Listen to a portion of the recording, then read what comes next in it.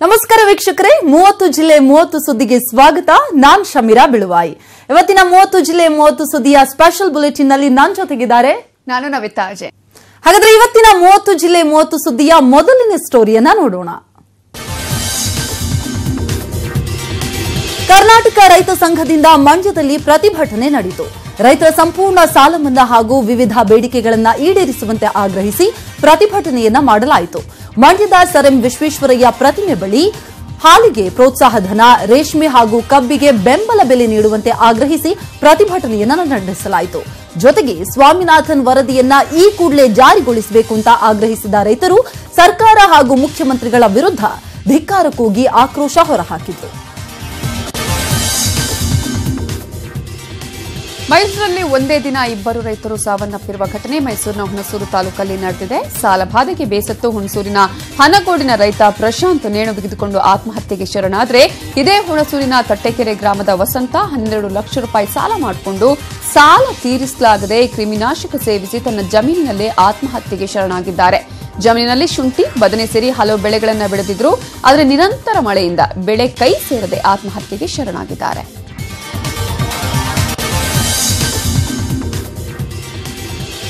ಇನ್ನು ಹಾಲು ಉತ್ಪಾದಕರಿಗೆ ಸರಿಯಾಗಿ ಹಣ ನೀಡ್ತಾ ಇಲ್ಲ ಅಂತ ರೈತರು ಹಾಲಿನ ಕ್ಯಾನ್ಗಳನ್ನ ಇಟ್ಟು ಪ್ರತಿಭಟನೆ ನಡೆಸಿದ ಘಟನೆ ಇವತ್ತು ಹಾಸನದಲ್ಲಿ ನಡೆಯಿತು. ಎಜಿಕೊಪ್ಪಲಿನಲ್ಲಿರುವ ಡೈರಿ ಮುಂಭಾಗ ಹಾಲಿನ ಕ್ಯಾನ್ಗಳನ್ನ ಇಟ್ಟು ಗ್ರಾಮಸ್ಥರು ಪ್ರತಿಭಟನೆ ಮಾಡಿದ್ರು. 18 ವರ್ಷಗಳಿಂದ ಡೈರಿಯಲ್ಲಿ ಚುನಾವಣೆ ನಡೆಸಿದ ಕಾರ್ಯದರ್ಶಿ ರುಕ್ಮಿಣಿ ವಿರುದ್ಧ ಕೂಡ ಆಕ್ರೋಶವನ್ನ ಈ ಸಮಯದಲ್ಲಿ ಹೊರಹಾಕಲಾಯಿತು. ಇನ್ನು ಹಾಲು ಅಳತೆಯಲ್ಲಿ ಮೋಸ ಮಾಡ್ತಾ ಇದ್ದಾರೆ ಅಂತ, ಸರಿಯಾಗಿ ಹಣ ನೀಡ್ತಾ ಇಲ್ಲ ಅಂತ ಕೂಡ 300ಕ್ಕೂ ಹೆಚ್ಚು ಮಂದಿ ಹಾಲು ಉತ್ಪಾದಕರಿರುವ ಡೈರಿ ಎದುರು ಪ್ರತಿಭಟನೆಯನ್ನ ಮಾಡಲಾಯಿತು.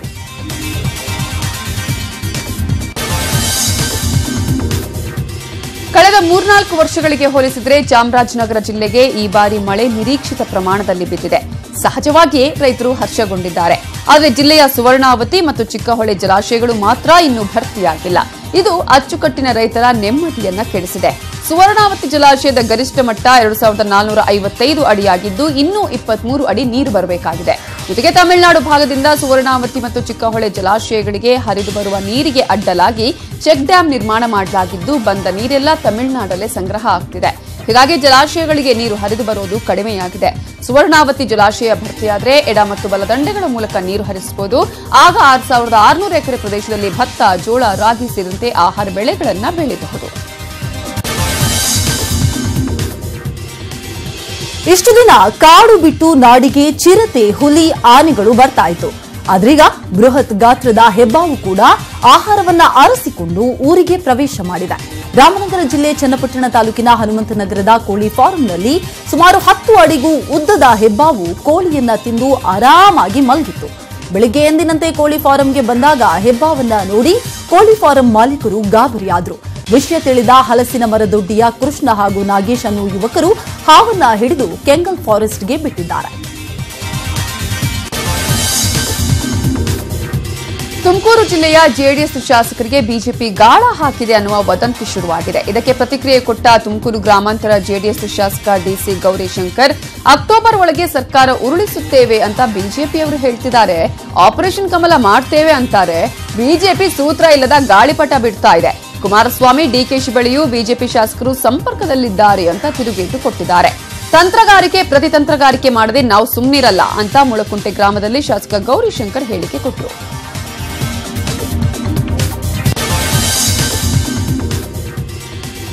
ಬಾಲಿವುಡ್ ನಟಿ ಹಾಗೂ ಬಿಗ್ ಬಾಸ್ ಸೀಸನ್ 11ರ ಸ್ಪರ್ಧಿ ಬಂದಗಿ ಕಲ್ರ ವಂಚನೆ ಮಾಡಿದ್ದಾರೆ ಅಂತ ಬೆಂಗಳೂರು ಮೂಲದ ಯುವರಾಜ್ ಸಿಂಗ್ ಯಾದವ್ ದೂರನ್ನ ಕೊಟ್ಟಿದ್ದಾರೆ.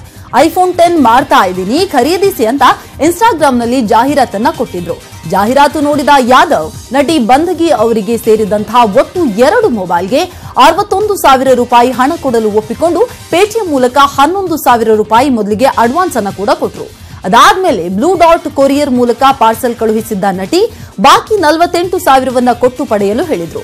ಆಮೇಲೆ ಕೊರಿಯರ್ ಶಾಪ್ ಮುಂದೆಯೇ ಬಾಕ್ಸ್ ತೆರೆದಾಗ ಬಾಕ್ಸ್ ನಲ್ಲಿರೋದು ನಕಲಿ ಮೊಬೈಲ್ ಅನ್ನೋದು ಗೊತ್ತಾಗಿದೆ. ಆಮೇಲೆ ನಟಿಗೆ ಸಂಪರ್ಕ ಮಾಡುವ ಪ್ರಯತ್ನ ಪಟ್ಟರೂ ಕೂಡ ಆಕೆ ಮಾತ್ರ ಸಂಪರ್ಕಕ್ಕೆ ಸಿಗ್ತಾ ಇಲ್ಲ. ಹೀಗಾಗಿ ಮಾರತ್ಹಳ್ಳಿ ಪೊಲೀಸ್ ಠಾಣೆಗೆ ಈಗಾಗಲೇ ಯಾದವ್ ದೂರನ್ನ ಕೊಟ್ಟಿದ್ದಾನೆ. ಬೆಂಗಳೂರಿನ ಬೌರಿಂಗ್ ಇನ್ಸ್ಟಿಟ್ಯೂಟ್ ಲಾಕರ್ ಅಲ್ಲಿ 3 ಕೋಟಿ ನಗದು 550 ಕೋಟಿಗೂ ಹೆಚ್ಚು ಪ್ರಮಾಣದ ಆಸ್ತಿ ಪತ್ತೆಯಾಗಿದೆ. ಇದೊಂದು ಗಂಭೀರ ಪ್ರಕರಣವಾಗಿದ್ದು, ಬೌರಿಂಗ್ ಇನ್ಸ್ಟಿಟ್ಯೂಟ್ ಕ್ಲಬ್ನ ಸೆಕ್ರೆಟರಿ ಶ್ರೀಕಾಂತ್ ಸುದ್ದಿಗೋಷ್ಠಿ ನಡೆಸಿ ಮಾಹಿತಿ ಕೊಟ್ಟರು. ಸ್ಪೋರ್ಟ್ಸ್ ಚಟುವಟಿಕೆ ಹಿನ್ನೆಲೆ ಅವಿನಾಶ್ಗೆ ಲಾಕರ್ ಕೊಡಲಾಗಿತ್ತು. ಜುಲೈ 16ರೊಳಗೆ ಲಾಕರ್ ವಸ್ತು ಕೊಂಡೊಯ್ಯುವಂತೆ ನೋಟಿಸ್ ಕೂಡ ಕೊಟ್ಟಿದ್ದೆವು. 3 ಲಾಕರ್ ಅಲ್ಲಿ ಉದ್ಯಮಿ ಅವಿನಾಶ್ಗೆ ಸೇರಿದ ಬ್ಯಾಗ್ಗಳು ಸಿಕ್ಕಿವೆ. ಬ್ಯಾಗ್ ಅಲ್ಲಿ ಅಮೂಲ್ಯ ವಸ್ತುಗಳಿದ್ದ ಕಾರಣ ಪೊಲೀಸರಿಗೆ ಮಾಹಿತಿ ಕೊಟ್ಟಿದ್ದೇವೆ ಅಂತ ಹೇಳಿದರು. ಲಾಕರ್ಗಳ ಮಾಲೀಕರು ಯಾರು ಅನ್ನೋದು ಗೊತ್ತಾಗಿರಲಿಲ್ಲ. ನಂತರ ಪೊಲೀಸರ ಸಮ್ಮುಖದಲ್ಲೇ ಬ್ಯಾಗ್ ಸರ್ಚ್ ಮಾಡಿ ಸೀಸ್ ಮಾಡಲಾಗಿದೆ. 2,000 ರೂಪಾಯಿಗಳ 18 ಬಂಡಲ್ಗಳು ಸಿಕ್ಕಿದ್ದು, ಪೊಲೀಸರು, ಆದಾಯ ತೆರಿಗೆ ಇಲಾಖೆ ಅಧಿಕಾರಿಗಳು ಹಾಗೂ ಇಡಿ ಅಧಿಕಾರಿಗಳಿಗೆ ಮಾಹಿತಿ ನೀಡಲಾಗಿದೆ ಅಂದರು.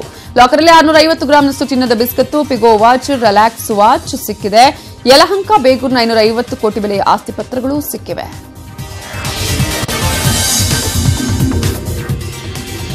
ಇನ್ನು ಸರ್ಕಾರ ಮಾಡುವ ಕಾರ್ಯಕ್ರಮಗಳಲ್ಲಿ ಇತಿ ಮಿತಿ ಅನ್ನೋದು ಇದೆ. ಸರ್ಕಾರಕ್ಕೆ 2-3 ಹೊರೆ ಇದೆ ಅಂತ ಕೃಷಿ ಸಚಿವ NH ಶಿವಶಂಕರ ರೆಡ್ಡಿ ಹೇಳಿದ್ರು. ಇಡೀ ದೇಶದಲ್ಲೇ ಅತಿ ಹೆಚ್ಚು ಸಾಲ ಮನ್ನಾ ಯಾವ ರಾಜ್ಯದಲ್ಲೂ ಆಗಿಲ್ಲ. ಉತ್ತರ ಪ್ರದೇಶ ನಮ್ಮ ರಾಜ್ಯಕ್ಕಿಂತ 3 ಪಟ್ಟು ಜಾಸ್ತಿ ದೊಡ್ಡ ರಾಜ್ಯ. ಆದ್ರೆ ಅಲ್ಲೂ ಸಾಲ ಮನ್ನಾ ಮಾಡಿಲ್ಲ. ಸಾಲ ಮನ್ನಾ ಮಾಡೋದ್ರಿಂದಾಗಿ ಎಲ್ಲ ಸಮಸ್ಯೆಗಳಿಗೆ ಪರಿಹಾರ ಸಿಗೋದಿಲ್ಲ ಅಂತ ಕೂಡ ಚಿಕ್ಕಬಳ್ಳಾಪುರದಲ್ಲಿ ಕೃಷಿ ಸಚಿವ NH ಶಿವಶಂಕರ ರೆಡ್ಡಿ ಹೇಳಿಕೆಯನ್ನ ಕೊಟ್ಟು ಮುಜುಗರಕ್ಕೆ ಒಳಗಾದ್ರು. ಕೃಷಿಯಿಂದ ಎಲ್ಲಿ ಹತಾಶರಾಗಿದ್ದಾರೋ, ಎಲ್ಲಿ ಮೂಲಭೂತ ಅನುಕೂಲಗಳು ಇಲ್ವೋ ಅದರಲ್ಲಿ ರೈತರು ಸಂಶೋಧನೆ ಮಾಡಬೇಕು. ಕೆಲವು ಲೋಪಗಳು ಇದ್ರೆ ಅದನ್ನ ಮುಂದಿನ ದಿನಗಳಲ್ಲಿ ಸರಿಪಡಿಸುವ ಕೆಲಸ ಸರ್ಕಾರ ಮಾಡುತ್ತೆ ಅಂತ ರೈತರಿಗೆ ಅದಾದ್ಮೇಲೆ ಭರವಸೆಯನ್ನ ಕೊಟ್ಟರು. ಕೆಸಿ ವ್ಯಾಲಿ ಯೋಜನೆ ನೀರು ಪುನರಾರಂಭಕ್ಕೆ 1 ತಿಂಗಳು ಮುಂದಕ್ಕೆ ಹಾಕಲಾಗಿದೆ. ಕೆಸಿ ವ್ಯಾಲಿ ಯೋಜನೆ ಹಿರಿಯ ಇಂಜಿನಿಯರ್ SN ಕೃಷ್ಣಪ್ಪ ಈ ಬಗ್ಗೆ ಮಾಹಿತಿ ಕೊಟ್ಟಿದ್ದಾರೆ. ಬೆಳ್ಳಂದೂರು ಸಂಸ್ಕರಣಾ ಘಟಕದಲ್ಲಿ ತಾಂತ್ರಿಕ ದೋಷ ಹಿನ್ನೆಲೆಯಲ್ಲಿ 1 ತಿಂಗಳ ನಂತರ ನೀರು ಬಿಡುಗಡೆ ಮಾಡಲಾಗುತ್ತೆ ಅಂತ ಮಾಹಿತಿ ನೀಡಿದ್ದಾರೆ. ಆದರೆ ಇದು ಅನುಮಾನಕ್ಕೆ ಮಾಡಿಕೊಟ್ಟಿದೆ. ಮೊನ್ನೆಯಷ್ಟೇ ನೊರೆಯುಕ್ತ ನೀರು ಹಾನಿಕಾರಕ ಅಲ್ಲ ಅಂತ ಅಧಿಕಾರಿಗಳೇ ಹೇಳಿದ್ರು. ಆದರೆ ಮಾಧ್ಯಮಗಳಲ್ಲಿ ಸುದ್ದಿ ಆದ್ಮೇಲೆ ಈಗ ನೀರು ನಿಲ್ಲಿಸಿದ್ದು ನೊರೆ ಮಿಶ್ರಿತ ನೀರು ತಡೆಯಲು ಹಲವು ನೂತನ ಯೋಜನೆಗಳನ್ನು ರೂಪಿಸುವುದಕ್ಕೆ ಕಾಲಾವಕಾಶ ಪಡೆದಿದ್ದಾರೆ ಅಂತ ಗೊತ್ತಾಗಿದೆ. ಚಿಕ್ಕಮಗಳೂರಿನಲ್ಲಿ ಸತತ 20 ದಿನಗಳಿಂದಲೂ ನಿರಂತರವಾಗಿ ಮಳೆ ಆಗ್ತಾ ಇದ್ದು, ಮಳೆ ಜೊತೆ ಈಗ ಗಾಳಿ ಅಬ್ಬರವು ಜೋರಾಗಿದೆ. ಕಳಸ ಕುದುರೆಮುಖದಲ್ಲಿ ಮಳೆ ಹೆಚ್ಚಾಗಿದ್ದು, ಅಪಾಯದ ಮಟ್ಟ ಮೀರಿ ಭದ್ರಾ ನದಿ ಹರಿತಾ ಇದೆ. ಹೆಬ್ಬಾಳೆ ಸೇತುವೆ ಮುಳುಗಡೆಗೆ ಕೆಲವೇ ಅಡಿ ಮಾತ್ರ ಬಾಕಿ ಇದೆ. ಒಂದು ವೇಳೆ ಸೇತುವೆ ಮುಳುಗಡೆ ಆದ್ರೆ ಹೊರನಾಡು ಅನ್ನಪೂರ್ಣೇಶ್ವರಿ ದೇವಾಲಯಕ್ಕೆ ಸಂಪರ್ಕ ಕಲ್ಪಿಸುವ ಸೇತುವೆ ಸಂಪೂರ್ಣವಾಗಿ ಬಂದ್ ಆಗುವ ಭೀತಿ ಇದೀಗ ಕಾಡ್ತಾ ಇದೆ. ಜೊತೆಗೆ 1 ತಿಂಗಳಲ್ಲಿ 8ನೇ ಬಾರಿ ಮುಳುಗಡೆ ಆಗುವ ಭೀತಿ ಎದುರಾಗಿದೆ.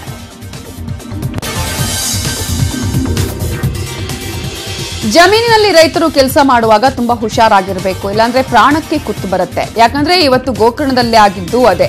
ಗದ್ದೆಯಲ್ಲಿ ಕೆಲಸ ಮಾಡುವಾಗ ರೈತನಿಗೆ ಹಾವು ಕಡಿದು ಆಸ್ಪತ್ರೆ ಸೇರಿದ್ದ ರೈತ ಇವತ್ತು ಚಿಕಿತ್ಸೆ ಫಲಿಸದೆ ಸಾವನ್ನಪ್ಪಿದ್ದಾರೆ. ಉತ್ತರ ಕನ್ನಡ ಜಿಲ್ಲೆಯ ಕುಮಟಾ ತಾಲೂಕಿನ ಗೋಕರ್ಣದಲ್ಲಿ ಈ ಘಟನೆ ನಡೆದಿದ್ದು, ಕಳೆದ 5 ದಿನಗಳ ಹಿಂದೆ ಚಿಂತಾಜನಕ ಸ್ಥಿತಿಯಲ್ಲಿದ್ದ ರೈತ ಕೃಷ್ಣ ಬೀರುಗೌಡ ಇವತ್ತು ಕಾರವಾರ ಜಿಲ್ಲಾಸ್ಪತ್ರೆಯಲ್ಲಿ ಸಾವನ್ನಪ್ಪಿದ್ದಾರೆ. ಘಟನೆ ನಡೆದ ತಕ್ಷಣವೇ ಗೋಕರ್ಣ ಸರ್ಕಾರಿ ಆಸ್ಪತ್ರೆಗೆ ದಾಖಲಿಸಲಾಗಿತ್ತು. ಆದರೆ ಗೋಕರ್ಣ ಸರ್ಕಾರಿ ಆಸ್ಪತ್ರೆಯಲ್ಲಿ ಸರಿಯಾದ ಚಿಕಿತ್ಸೆ ಸಿಗದೆ ಇವತ್ತು ಸಾವನ್ನಪ್ಪಿದ್ದು, ಗೋಕರ್ಣ ಠಾಣೆಯಲ್ಲಿ ಈ ಸಂಬಂಧ ಪ್ರಕರಣ ದಾಖಲಾಗಿದೆ. ಇನ್ನು ಚಿತ್ರದುರ್ಗದ ಅಳಗವಾಡಿ ಬಳಿ ಪ್ರೇಮಿಗಳು ವಿಷ ಸೇವಿಸಿ ಆತ್ಮಹತ್ಯೆಗೆ ಯತ್ನ ನಡೆಸಿದ್ದಾರೆ. ಈ ಘಟನೆ ಇವತ್ತು ನಡೆದಿದೆ. ಚಿಕ್ಕಬೆನ್ನೂರು ಗ್ರಾಮದ 25 ವರ್ಷ ವಯಸ್ಸಿನ ಜಗದೀಶ್ ಸ್ಥಳದಲ್ಲೇ ಸಾವನ್ನಪ್ಪಿದ್ರೆ 17 ವರ್ಷದ ಬಾಲಕಿ ತೀವ್ರವಾಗಿ ಅಸ್ವಸ್ಥಳಾಗಿದ್ದಾಳೆ. ಹಾಗಾಗಿ ಆಕೆಯನ್ನ ಆಸ್ಪತ್ರೆಗೆ ದಾಖಲಿಸಲಾಗಿದೆ. ಭರಮಸಾಗರ ಪೊಲೀಸ್ ಠಾಣೆ ಪೊಲೀಸರು ಈಗಾಗಲೇ ಸ್ಥಳಕ್ಕೆ ಭೇಟಿ ನೀಡಿ ಪ್ರಕರಣವನ್ನು ರಿಜಿಸ್ಟರ್ ಮಾಡಿಸಿಕೊಂಡಿದ್ದಾರೆ. ಇಬ್ಬರು ಪ್ರೇಮಿಗಳು ಅನ್ಯ ಜಾತಿಯವರಾಗಿದ್ರು. ಜಾತಿ ಕಾರಣಕ್ಕೆ ಪ್ರೀತಿಗೆ ಪೋಷಕರು ವಿರೋಧವನ್ನು ವ್ಯಕ್ತಪಡಿಸಿದ್ರು. ಪೋಷಕರ ಭೀತಿಯಿಂದಲೇ ಇಬ್ಬರು ಪ್ರೇಮಿಗಳು ಆತ್ಮಹತ್ಯೆ ಮಾಡಿಕೊಳ್ಳುವ ಈ ಒಂದು ಕಠಿಣ ನಿರ್ಧಾರಕ್ಕೆ ಬಂದು ವಿಷ ಕುಡಿದು ಸಾವನ್ನಪ್ಪಿದ್ದಾರೆ. ಈಗಾಗಲೇ ಒಬ್ಬ ಪ್ರೇಮಿ ಸಾವನ್ನಪ್ಪಿದ್ದಾರೆ. ಪ್ರೇಯಸಿ ಇದೀಗ ಆಸ್ಪತ್ರೆಯಲ್ಲಿ ಚಿಕಿತ್ಸೆಯನ್ನು ಪಡೆದುಕೊಳ್ತಾ ಇದ್ದಾಳೆ. ಶಿರೂರು ಲಕ್ಷ್ಮೀವರ ತೀರ್ಥ ಶ್ರೀಗಳ ನಿಗೂಢ ಸಾವಿನ ಪ್ರಕರಣಕ್ಕೆ ಸಂಬಂಧಪಟ್ಟಂತೆ ಶಿರೂರು ಮಠದ ಆಸ್ತಿ ಸೇರಿ ಎಲ್ಲಾ ವ್ಯವಹಾರಗಳ ಖಾತೆಯ ತಪಾಸಣೆ ಮಾಡಲಾಗುತ್ತಿದೆ. ಶ್ರೀಗಳಿಗೆ ಸಂಬಂಧಪಟ್ಟಂತಹ ಎಲ್ಲಾ ಬ್ಯಾಂಕ್ ಖಾತೆಗಳ ಕುರಿತು ಪರಿಶೀಲನೆ ಮಾಡ್ತಾ ಇರುವ ಪೊಲೀಸರು ರಮ್ಯಾ ಶೆಟ್ಟಿಯನ್ನ ವಿಚಾರಣೆಗೆ ಒಳಪಡಿಸಿದ್ದಾರೆ. ಶ್ರೀಗಳ ಎಲ್ಲಾ ಆಹಾರದ ಉಸ್ತುವಾರಿಯನ್ನ ರಮ್ಯಾ ಶೆಟ್ಟಿ ನೋಡ್ಕೊಳ್ತಿದ್ಲು. ಈ ಮಧ್ಯೆ ಸ್ವಾಮೀಜಿ ಕೊರಳಲ್ಲಿದ್ದ ಚಿನ್ನದ ಹಾರ ರಮ್ಯಾ ಶೆಟ್ಟಿ ಕೊರಳಲ್ಲಿ ಪತ್ತೆಯಾಗಿದ್ದು, ಪೊಲೀಸರು ತೀವ್ರ ವಿಚಾರಣೆಗೆ ಒಳಪಡಿಸಿದ್ದಾರೆ. ಈ ಪ್ರಕರಣ ಸಂಬಂಧ ಜಗ್ಗು ಅನ್ನುವಾತನನ್ನ ವಶಕ್ಕೆ ಪಡೆದಿದ್ದು, ರಮ್ಯಾ ಅನ್ನುವಾಕೆಯನ್ನ ಮಠಕ್ಕೆ ರಿಕ್ಷಾದಲ್ಲಿ ಕೊಂಡೊಯ್ತಾ ಇದ್ದ ಜಗ್ಗು ಇವನೇ ಅಂತ ಗೊತ್ತಾಗಿದೆ. ಈತನ ರಿಕ್ಷಾದಲ್ಲೇ ಸ್ವಾಮೀಜಿಗೆ ರಮ್ಯಾ ಶೆಟ್ಟಿ ಆಹಾರ ಕೊಂಡೊಯ್ತಾ ಇದ್ಲು. ಸ್ವಾಮೀಜಿಗೆ ರಮ್ಯಾಳನ್ನ ಪರಿಚಯಿಸಿದ್ದು ಕೂಡ ಇದೇ ಜಗ್ಗು ಅಂತ ಪ್ರಾಥಮಿಕ ತನಿಖೆಯಲ್ಲಿ ಮಾಹಿತಿ ಸಿಕ್ಕಿದೆ.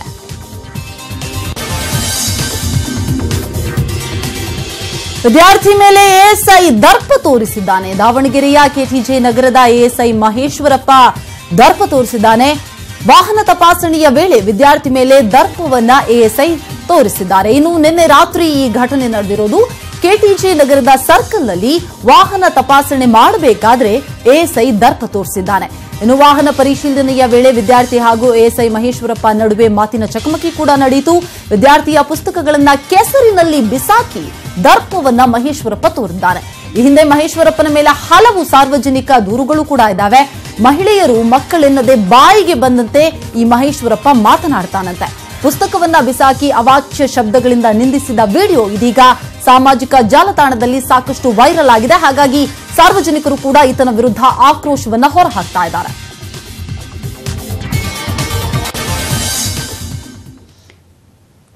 ಜಿಲ್ಲೆ 30 ಸುದ್ದಿಗಳ ಪೈಕಿ ಇಷ್ಟೊತ್ತು 15 ಸುದ್ದಿಗಳನ್ನು ನೋಡಿದ್ವಿ. ಇನ್ನು ಕೂಡ 15 ಸುದ್ದಿಗಳು ನೋಡೋದು ಬಾಕಿ ಇದೆ. ಒಂದು ಚಿಕ್ಕ ಬ್ರೇಕ್ನ ನಂತರ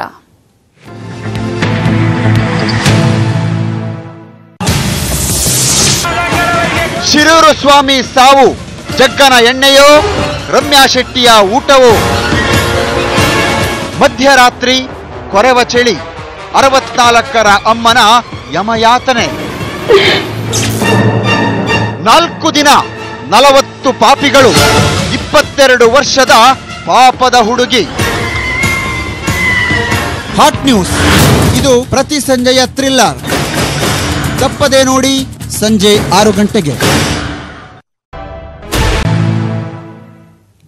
ಬ್ರೇಕ್ ಆದ್ಮೇಲೆ 30 ಜಿಲ್ಲೆ 30 ಸುದ್ದಿಗೆ ಮತ್ತೆ ಸ್ವಾಗತ. ಹಾಗಾದ್ರೆ ನೆಕ್ಸ್ಟ್ ಸ್ಟೋರಿಯನ್ನ ನೋಡೋಣ ಬನ್ನಿ. ಮಹದಾಯಿಗಾಗಿ 3 ವರ್ಷಗಳಿಂದ ಹೋರಾಟ ಮಾಡ್ತಾ ಇದ್ರು ನರೇಂದ್ರ ಮೋದಿ ಕಣ್ತೆರೆದು ನೋಡ್ತಾ ಇಲ್ಲ. ಕೇಂದ್ರದ ಬಿಜೆಪಿ ಸರ್ಕಾರದವರು ಕೊಟ್ಟ ಮಾತಿಗೆ ತಪ್ಪಿ ನಡೀತಾ ಇದ್ದಾರೆ. ನರೇಂದ್ರ ಮೋದಿ, ಅಮಿತ್ ಶಾ ಮತ್ತು ಯಡಿಯೂರಪ್ಪ ಮಹದಾಯಿ ಕುರಿತು ಭರವಸೆಯನ್ನು ನೀಡಿ ಹೋಗಿದ್ದಾರೆ ಹೊರತು ಏನೂ ಆಗಿಲ್ಲ ಅಂತ ಇವತ್ತು ಮಹದಾಯಿ ಹೋರಾಟಗಾರರು ಸಿಟ್ಟು ಹೊರಹಾಕಿದ್ರು. ಮಹದಾಯಿ ಬೇಡಿಕೆ ವಿಳಂಬ ಆಗ್ತಾ ಇರುವುದಕ್ಕೆ ನೇರ ಹೊಣೆ ನರೇಂದ್ರ ಮೋದಿಯವರೇ. ಹೀಗಂತ ಕಾನರೆಡ್ಡಿ ನೇರವಾಗಿ ಆರೋಪ ಮಾಡಿದ್ರು. ಇನ್ನು ಕೇಂದ್ರ ಸರ್ಕಾರಕ್ಕೆ ಬಿಜೆಪಿಯಿಂದ 17 ಸಂಸದರನ್ನ ಕೊಟ್ಟಿದ್ರು ಕೂಡ ನಿರ್ಲಕ್ಷ್ಯ ಮಾಡ್ತಾ ಇರೋದು ಸರಿಯಲ್ಲ ಅಂತ ಕೋನರೆಡ್ಡಿ ತಮ್ಮ ಆಕ್ರೋಶವನ್ನ ಹೊರಹಾಕಿದ್ರು. ನಮ್ಮ ಹೋರಾಟ ಈಗ ಮಾಡು ಇಲ್ಲವೇ ಮಡಿ ಅಂತಾಗಿದೆ ಅಂತ ಕೋನರೆಡ್ಡಿ ಬೇಸರ ವ್ಯಕ್ತಪಡಿಸಿದ್ರು.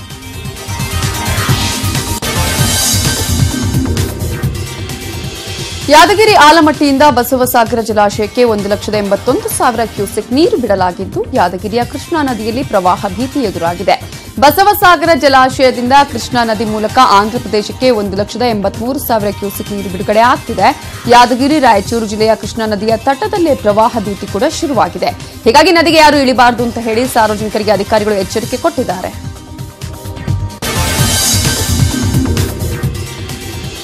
ಇನ್ನು ಕಲಬುರಗಿಯ ನೋಂದಣಿ ಇಲಾಖೆಯ ಕಚೇರಿಯಲ್ಲಿ ಲಂಚಾವತಾರ ತಾಂಡವವಾಡ್ತಾ ಇದೆ. ಲಂಚ ಕೊಟ್ಟರಷ್ಟೇ ಕೆಲಸ, ಇಲ್ದಿದ್ರೆ ಇಲ್ಲ ಅನ್ನೋ ಪರಿಸ್ಥಿತಿ ಇದೀಗ ನಿರ್ಮಾಣವಾಗಿದೆ. ಯಾವುದೇ ಕೆಲಸ ಆಗ್ಬೇಕಾದ್ರೂ ಕೂಡ 100 ರಿಂದ 500 ರೂಪಾಯಿ ಲಂಚ ಕೊಡ್ಲೇಬೇಕಂತೆ. ಉಪನೋಂದಣಾಧಿಕಾರಿ ಕಚೇರಿಯಲ್ಲಿ ಕೆಲ ಸಿಬ್ಬಂದಿ ಹಣ ತೆಗೆದುಕೊಂಡು ಕೀಪ್ಯಾಡ್ ಕೆಳಗೆ ಇಡೋದು ಮೊಬೈಲ್ ಕ್ಯಾಮೆರಾದಲ್ಲಿ ರೆಕಾರ್ಡ್ ಆಗಿದೆ. ಈ ವಿಡಿಯೋವನ್ನ ಸಾಮಾಜಿಕ ಜಾಲತಾಣದಲ್ಲಿ ವೈರಲ್ ಮಾಡಿದ್ರು ಕೂಡ ಅಧಿಕಾರಿಗಳು ಮಾತ್ರ ಇನ್ನೂ ಯಾವುದೇ ಕ್ರಮಗಳನ್ನು ಕೈಗೊಳ್ತಾ ಇಲ್ಲ. ಜಿಲ್ಲಾಧಿಕಾರಿ ಕಚೇರಿ ಆವರಣದಲ್ಲಿಯೇ ಇರುವ ಉಪನೋಂದಣಾಧಿಕಾರಿ ಕಚೇರಿ ಇದ್ರೂ ಕೂಡ ರಾಜಾರೋಷವಾಗಿ ಲಂಚವನ್ನ ಪಡಿತಾ ಇರೋದು ಜಿಲ್ಲಾಧಿಕಾರಿಗಳ ಕಾರ್ಯವೈಖರಿಯನ್ನೇ ಪ್ರಶ್ನೆ ಮಾಡುವಂತಾಗಿದೆ.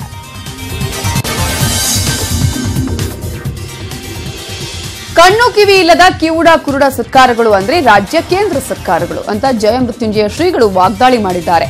ಗದಗ ಜಿಲ್ಲೆಯ ನರಗುಂದ ಪಟ್ಟಣದಲ್ಲಿ ಹುತಾತ್ಮ ರೈತ ವೀರಪ್ಪ ಕೊಂಡಿಕೊಪ್ಪ ಸ್ಮಾರಕಕ್ಕೆ ಹೂಮಾಲೆ ಹಾಕಿ ಗೌರವ ಸಲ್ಲಿಸಿದ ಶ್ರೀಗಳು ಗೌರವ ಸಲ್ಲಿಸಿದ ಬಳಿಕ ಈ ಮಾತು ಹೇಳಿದ್ದಾರೆ. ರಾಜ್ಯ ಕೇಂದ್ರ ಸರ್ಕಾರಗಳ ವಿರುದ್ಧ ಆ ಸಂದರ್ಭದಲ್ಲಿ ಅವರು ಆಕ್ರೋಶವನ್ನು ಹೊರಹಾಕಿದ್ದಾರೆ.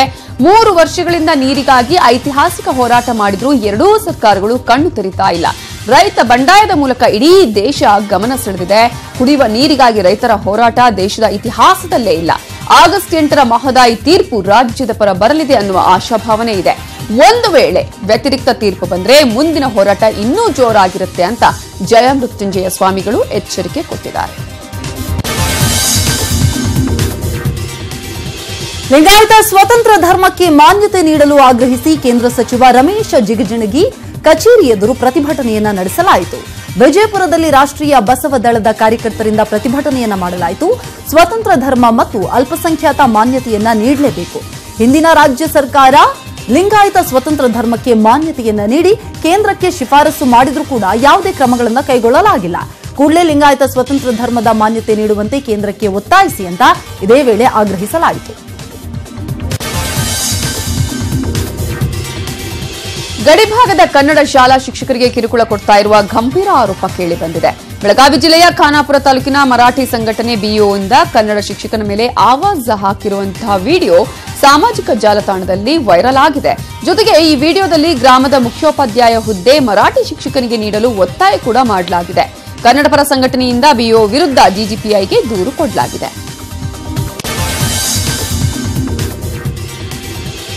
ವಿದ್ಯಾರ್ಥಿಗಳಿಗೆ ಉಚಿತ ಬಸ್ ಪಾಸ್ ನೀಡುವಂತೆ ಆಗ್ರಹಿಸಿ ಬೀದರ್ನಲ್ಲಿ ಎಐಡಿಎಸ್ಒ ವಿದ್ಯಾರ್ಥಿ ಸಂಘಟನೆಯಿಂದ ಪ್ರತಿಭಟನೆಯನ್ನ ಮಾಡಲಾಯಿತು.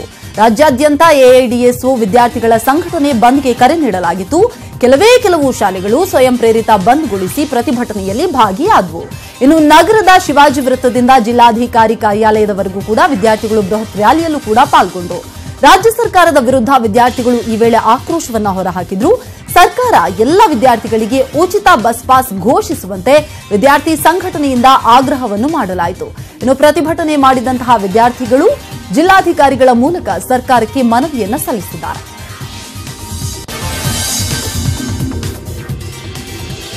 ತುಂಗಭದ್ರಾ ಹಂಗಾಮಿ ಕಾರ್ಮಿಕರ ನೌಕರರ ಪ್ರತಿಭಟನೆ ಹಾಗೇನೆ ರಾಜ್ಯ ಹೆದ್ದಾರಿ ತಡೆದು ಪ್ರತಿಭಟನೆಯನ್ನ ಮಾಡಲಾಗಿದೆ. ಈಗಾಗಲೇ ರಾಯಚೂರು ಜಿಲ್ಲಾಧಿಕಾರಿ ಕಚೇರಿಯಿಂದ ಬೈಪಾಸ್ ರಸ್ತೆವರೆಗೆ ಪ್ರತಿಭಟನಾ ರ್ಯಾಲಿ ನಡೆಸಲಾಗಿದ್ದು 700ಕ್ಕೂ ಹೆಚ್ಚು ಕಾರ್ಮಿಕರು ಈ ಪ್ರತಿಭಟನಾ ರ್ಯಾಲಿಯಲ್ಲಿ ಪಾಲ್ಗೊಂಡಿದ್ದಾರೆ. ಹೊಸದಾಗಿ ಜಾರಿ ಮಾಡೋದಕ್ಕೆ ಹೊರಟಂತಹ ಹೊರಗುತ್ತಿಗೆಯನ್ನು ಕೈಬಿಡಬೇಕು. ಹೊರಗುತ್ತಿಗೆ ಜಾರಿಯಿಂದ 25 ವರ್ಷದಿಂದ ದುಡಿತಾ ಇರುವ ಕಾರ್ಮಿಕರಿಗೆ ಅನ್ಯಾಯ ಆಗ್ತಾ ಇದೆ. ಕಾರ್ಮಿಕರಿಗೆ 4 ತಿಂಗಳಿಂದ ಬಾಕಿ ಇರುವ ವೇತನವನ್ನ ಕೊಡಬೇಕು. 15 ವರ್ಷಗಳಿಂದ ದುಡಿತಾ ಇರುವ ಕಾರ್ಮಿಕರ ಭವಿಷ್ಯ ನಿಧಿ ಕೂಡಲೇ ಪಾವತಿಸಬೇಕು ಅಂತ ಹೇಳಿ ಒತ್ತಾಯಿಸಿ ಇವತ್ತು ಪ್ರತಿಭಟನಾ ರ್ಯಾಲಿಯನ್ನ ಮಾಡಲಾಯಿತು. ಕಳೆದ 13 ದಿನಗಳಿಂದ ಜಿಲ್ಲಾಧಿಕಾರಿ ಕಚೇರಿ ಮುಂದೆ ಅನಿರ್ದಿಷ್ಟಾವಧಿ ಧರಣಿಯನ್ನ ಕಾರ್ಮಿಕರು ಮಾಡ್ತಾ ಇದ್ದಾರೆ. ಬೇಡಿಕೆ ಈಡೇರುವವರೆಗೂ ನಾವು ರಸ್ತೆ ತಡೆ ನಡೆಸುವುದಾಗಿ ಹಂಗಾಮಿ ಕಾರ್ಮಿಕರು ಪಟ್ಟು ಹಿಡಿದಿದ್ದು ನೂರಾರು ಕಾರ್ಮಿಕರನ್ನ ಬಂಧಿಸಿ ಬಿಡುಗಡೆ ಮಾಡಲಾಗಿದೆ.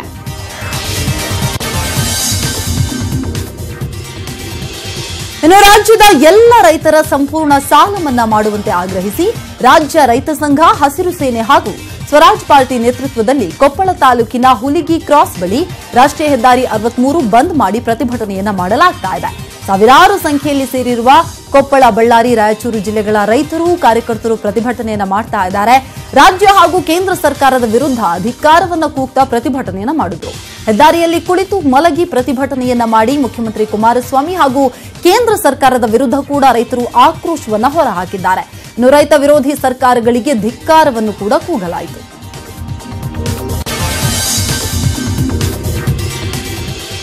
ನದಿಯಲ್ಲಿ ಕೊಚ್ಚಿ ಹೋಗ್ತಾ ಇದ್ದ ಮೀನುಗಾರರನ್ನ ರಕ್ಷಿಸಿದಂತಹ ಗ್ರಾಮಸ್ಥರು ನದಿ ನೀರಿನ ಸೆಳೆತದ ಮಧ್ಯೆ ಸಿಲುಕಿದ್ದ ಮೀನುಗಾರರನ್ನ ರಕ್ಷಿಸಿದ್ದಾರೆ. ಚಿಂಚಕಂಡಿ ಗ್ರಾಮದ ನಿವಾಸಿ ತುಕಾರಾಮ್ ಅವರನ್ನ ರಕ್ಷಣೆ ಮಾಡಲಾಗಿದ್ದು, ಅರ್ಧ ಗಂಟೆಗಳ ಕಾಲ ಬ್ಯಾರೇಜ್ ಗೇಟ್ ಹಿಡಿದುಕೊಂಡೇ ಮೀನುಗಾರ ನಿಂತಿದ್ದ. ಮೀನು ಹಿಡಿಯಲು ಹೋಗಿ ಬ್ಯಾರೇಜ್ನಿಂದ ಕಾಲು ಜಾರಿ ನದಿಗೆ ಬಿದ್ದಿದ್ರು ಇವರು. ನದಿಯಲ್ಲೇ ಬ್ಯಾರೇಜ್ ಗೇಟ್ ಸಲಾಕೆಯ ಆಸರೆಯಲ್ಲಿ ಮೀನುಗಾರ ನಿಂತಿದ್ರು. ಬಾಗಲಕೋಟೆ ಜಿಲ್ಲೆಯ ಜೀರಗಾಳ ಬ್ಯಾರೇಜ್ ಬಳಿ ಘಟಪ್ರಭಾ ನದಿಯಲ್ಲಿ ಈ ಘಟನೆ ನಡೆದಿದ್ದು, ಮೀನುಗಾರರನ್ನ ಹಗ್ಗ ಏಣಿ ಆಸರೆಯಿಂದ ಗ್ರಾಮಸ್ಥರು ರಕ್ಷಿಸಿದ್ದಾರೆ.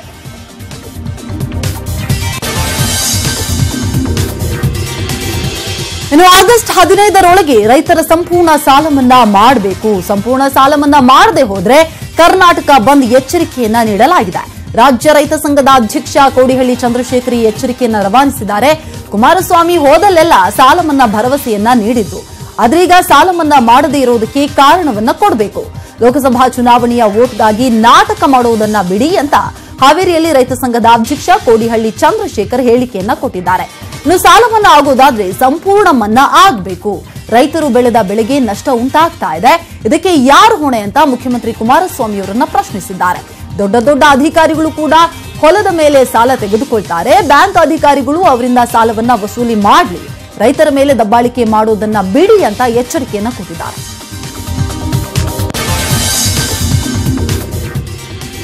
ರಾಜ್ಯದಲ್ಲಿ ಅಭಿವೃದ್ಧಿ ಕುಂಠಿತವಾಗಿದೆ. ಕುಮಾರಸ್ವಾಮಿ ಸಿದ್ದರಾಮಯ್ಯವರನ್ನ ಮೀರಿಸೋ ಕೆಲಸ ಮಾಡ್ತಿದ್ದಾರೆ ಅಂತ ಶಿವಮೊಗ್ಗದಲ್ಲಿ ಯಡಿಯೂರಪ್ಪ ಆಕ್ರೋಶ ಹೊರಹಾಕಿದ್ರು. ಸಿದ್ದರಾಮಯ್ಯ 2,86,000 ಕೋಟಿ ಸಾಲದ ಹೊರೆ ಹೊರಿಸಿದ್ದಾರೆ. ಎಚ್ಡಿಕೆ ಬಜೆಟ್ನಲ್ಲಿ ಸಾಲದ ಹೊರೆ 2,96,000 ಕೋಟಿ ಏರಿಕೆಯಾಗಿದೆ. ಇದರಿಂದ ರಾಜ್ಯದಲ್ಲಿ ಹಣಕಾಸಿನ ಸ್ಥಿತಿ ಸರಿಯಿಲ್ಲ ಅಂತ ಹೇಳಿ ಯಡಿಯೂರಪ್ಪ ಆರೋಪ ಮಾಡಿದ್ರು. ರಾಜ್ಯದಲ್ಲಿ ಸಹಕಾರಿ ಸಂಘಗಳು ದಿವಾಳಿ ಮಟ್ಟ ತಲುಪಿವೆ ಅಂದ್ರು. ಇದೇ ವೇಳೆ ಚಂದ್ರಗ್ರಹಣದ ಬಗ್ಗೆ ನನಗೆ ಭಯ ಇಲ್ಲ, ಮಾಧ್ಯಮಗಳಲ್ಲಿ ಗ್ರಹಣದ ಬಗ್ಗೆ ಚರ್ಚೆ ಆಗ್ತಾ ಇದೆ, ಚಂದ್ರಗ್ರಹಣದ ಬಗ್ಗೆ ನಾನು ಮಾತನಾಡಿದ್ದೆ ಅಷ್ಟೇ ಅಂತಾನು ಸ್ಪಷ್ಟಪಡಿಸಿದ್ರು. ಜುಲೈ 29ರಂದು ರಾಜ್ಯಕ್ಕೆ ಪ್ರಧಾನಿ ಆಗಮಿಸಲಿದ್ದಾರೆ. ಬೆಳಗಾವಿ ಜಿಲ್ಲೆ ಚಿಕ್ಕೋಡಿಗೆ ಪ್ರಧಾನಿ ಮೋದಿ ಬರ್ತಾರೆ ಅಂತಾನು ಈ ಸಂದರ್ಭದಲ್ಲಿ ಮಾಹಿತಿ ನೀಡಿದ್ರು ಬಿಎಸ್ವೈ. ಈ ಗ್ರಾಮದಲ್ಲಿ ಅವರು ಆಗಾಗ ಕಾಣಿಸಿಕೊಳ್ತಾರೆ. ರಾತ್ರಿ ವೇಳೆಯಲ್ಲಿ ದೇವಸ್ಥಾನದಲ್ಲಿ ಪ್ರಸಾದವನ್ನು ಸವಿತಾರೆ. ಊಟವಾದ ಬಳಿಕ ಎಲ್ಲರಂತೆ ಬೀದಿಗಳಲ್ಲಿ ವಾಕಿಂಗ್ ಕೂಡ ಮಾಡ್ತಾರೆ. ಈ ಹಿಂದೆ ಆಗೊಮ್ಮೆ ಈಗೊಮ್ಮೆ ಬರ್ತಾ ಇದ್ದ ಪುಣ್ಯಾತ್ಮ ಇತ್ತೀಚೆಗೆ ವಾರಕ್ಕೊಮ್ಮೆಯಾದ್ರೂ ಭೇಟಿ ನೀಡ್ತಾನೆ ಇರ್ತಾರೆ. ಇದೆಲ್ಲ ಸಿಸಿಟಿವಿ ಕ್ಯಾಮೆರಾದಲ್ಲಿ ಸ್ಪಷ್ಟವಾಗಿ ಸೆರೆಯಾಗಿದೆ. ಅಷ್ಟಕ್ಕೂ ಯಾರೀತ ಅಂತ ಹೇಳ್ತಾ ಇದ್ದೀರಾ? ರಾತ್ರಿ ವೇಳೆಯಲ್ಲಿ ತಪ್ಪದೆ ಪ್ರಸಾದ ಸೇವನೆ ಮಾಡುವವರು. ಇವರ ಹೆಸರು ಜಾಂಬವಂತ. ಬಳ್ಳಾರಿ ಜಿಲ್ಲೆಯಲ್ಲಿ ಬಲು ಫೇಮಸ್. ಇವರಿಗಾಗಿಯೇ ದರೋಜಿ ಗ್ರಾಮದ ಬಳಿ ಏಷ್ಯಾದಲ್ಲಿ ಅತಿ ದೊಡ್ಡ ಧಾಮವನ್ನು ನಿರ್ಮಿಸಲಾಗಿದೆ. ಹಾಯಾಗಿ ಧಾಮದಲ್ಲಿರೋದು ಬಿಟ್ಟು ಕಾಡಿನಿಂದ ಹೊರಗೆ ಬಂದು ಕಂಪ್ಲಿ ತಾಲೂಕಿನ ಮೆಟ್ರಿ ಗ್ರಾಮದ ದೇವಸ್ಥಾನದ ಸುತ್ತಲೂ ಗಿರಿಕಿ ಹೊಡಿತಾ ಇದ್ದಾರೆ. ರಾತ್ರಿ ವೇಳೆಯಲ್ಲಿ ಗುಡ್ಡದ ಕೆಳಗಡೆ ಇಳಿಯುವ ಜಾಂಬವಂತ ಮೆಟ್ರಿ ಗ್ರಾಮದ ದೇವಸ್ಥಾನಗಳಿಗೆ ಭೇಟಿಯನ್ನ ನೀಡ್ತಾರೆ.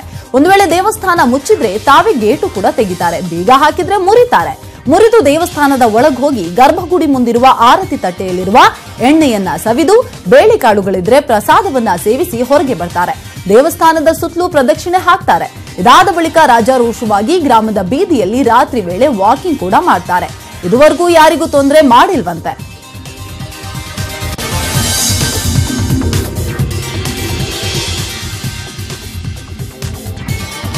ಇನ್ನು ಮಂಗಳೂರಲ್ಲಿ ಹೆಲ್ಮೆಟ್ ಇಲ್ಲದೆ, ಸೀಟ್ ಬೆಲ್ಟ್ ಇಲ್ಲದೆ ಮೊಬೈಲ್ನಲ್ಲಿ ಮಾತನಾಡುತ್ತಾ ವಾಹನ ಚಲಾಯಿಸುವವರನ್ನ ನೇರವಾಗಿ ಯಮರಾಜನೇ ಬಂದು ಎಚ್ಚರಿಸಿದ್ದಾನೆ. ರಸ್ತೆ ಸುರಕ್ಷತಾ ಸಪ್ತಾಹದ ಅಂಗವಾಗಿ ಪೊಲೀಸ್ ಇಲಾಖೆಯಿಂದಲೇ ಈ ರೀತಿಯ ಜಾಗೃತಿ ಮೂಡಿಸಲಾಗುತ್ತಿದೆ. ಹೆಲ್ಮೆಟ್ ಇಲ್ಲದವರನ್ನ ಪೊಲೀಸರು ಬಂದು ನಿಲ್ಲಿಸುವುದಕ್ಕಿಂತಲೂ ಮೊದಲು ಯಮನೆ ಬೆನ್ನಿಗೆ ಕೈ ಹಾಕಿ ನಿಲ್ಲಿಸುತ್ತಿದ್ದ. ರಸ್ತೆ ಸುರಕ್ಷತೆ ನಿಯಮ ಪಾಲಿಸದಿದ್ರೆ ನಿಮ್ಮ ಹಿಂದೆ ಯಮರಾಜ ಇರ್ತಾನೆ ಅನ್ನುವ ಸಂದೇಶವನ್ನ ನೀಡಲಾಯಿತು.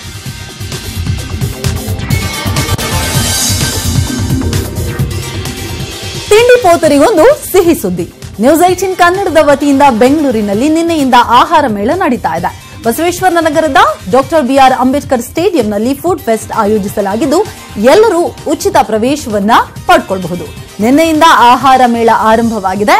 ಇವತ್ತು ಮತ್ತು ನಾಳೆ ಕೂಡ ಫುಡ್ ಫೆಸ್ಟ್ ಇರುತ್ತೆ. ಇದರಲ್ಲಿ ನೀವು ಭಾಗವಹಿಸಿ ಎಂಜಾಯ್ ಮಾಡಿ.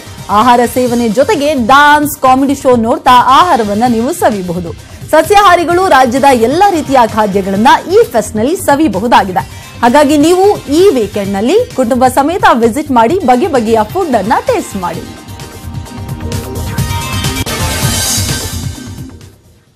ಇದು ಇವತ್ತಿನ 30 ಜಿಲ್ಲೆ 30 ಸುದ್ದಿಯ ಪೈಕಿ ಪ್ರಮುಖ 30 ಸುದ್ದಿಗಳು. ನೋಡ್ತಾ ಇರಿ ನ್ಯೂಸ್ 18 ಕನ್ನಡ.